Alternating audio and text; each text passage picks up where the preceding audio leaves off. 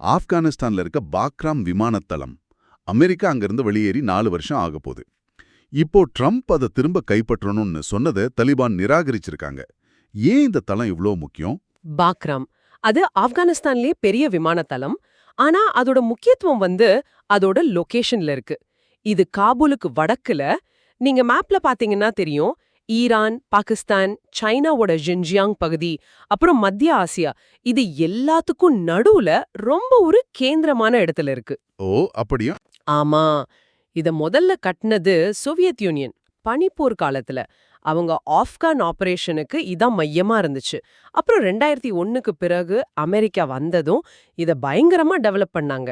எந்த அளவுக்கு? பெரிய பெரிய ரன்வே, நிறைய விமானங்கள் நிறுத்துற வசதி, பெரிய ஹாஸ்பிட்டல், எரிபொருள் கிடங்குன்னு ஒரு சின்ன ஊரே அங்க இருந்துச்சு. அமெரிக்க வீரர்களுக்கு பீட்சா கடையில இருந்து ஆப்கான் கார்பெட் விக்கிற கடை வரைக்கும் இருந்துச்சு. ஒரு பெரிய ஜெயில் கூட அங்க இருந்துச்சு. அப்படியா? ஆமா. 20 வருஷமா ஆப்கான் போரோட நரம்பு மையம் இதுதான். அப்போ இந்த தளத்தை கண்ட்ரோல் பண்றதுங்கிறது சும்மா ஒரு ஏர்போர்ட்டை கண்ட்ரோல் பண்றதில்ல, அந்த பிராந்தியத்துல ஒரு செல்வாக்கு மாதிரி இல்லையா? மிகச்சரியா சொன்னீங்க.